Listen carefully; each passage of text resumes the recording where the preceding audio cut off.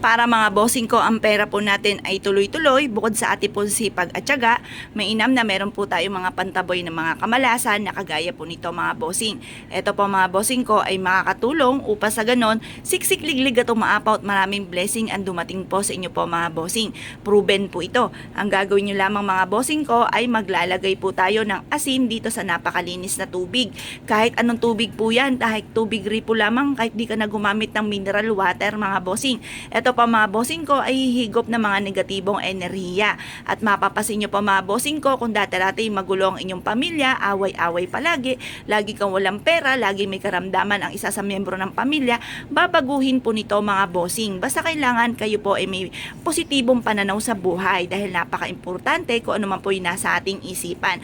At ganoon din ang ating salitain mga bossing. Kaya kung kayo po ay naniniwala at nais nyo po itong gawin, wag na po kayong magpatumpik-tumpik pa. Subukan nyo po ito at makakatulong po ito upang sa ganon kayo po higit na swertihin sa buhay mga bossing. Sipag at tiyaga, diskarte, pananalig sa mahal na Panginoon at sabayan nyo po ng ganito at ma-amaze ka sa sunod-sunod na mga blessing na darating.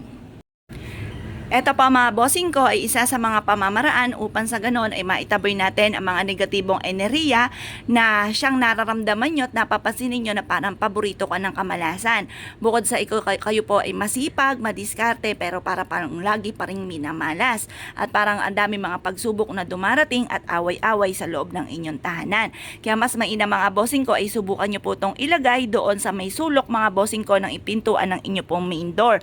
Pero bago nyo po ito gawin, magwi-wish ka po muna na kung ano man yung nais ninyo na maganap. Halimbawa mga bossing ko, kayo po ay may mga pag-aaway sa loob ng tahanan. Kayo po ay mag-wish na matapos na kung ano man yung mga pag-aaway-away.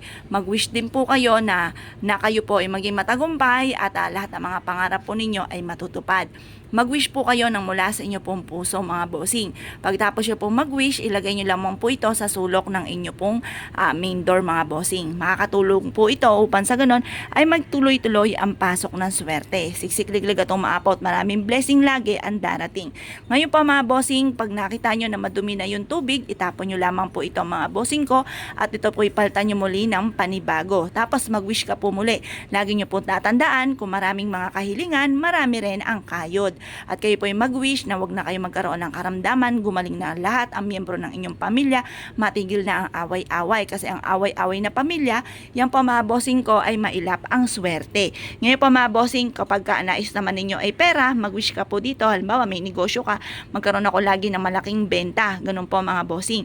Or kaya po mga bossing ko, sabihin nyo po ay magkaroon ako ng malaking bahay, kung yun po nais po ninyo, magkaroon ako ng negosyo na dito na ako yayaman, matanggap ako sa trabaho na matagal ko nang ina-applyan.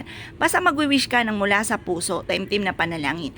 Walang imposible mga bossing ko sa mga taong naniniwala na makakamit ang mga pinapangarap, tapos sabayan nyo pa ng ganito mga bossing.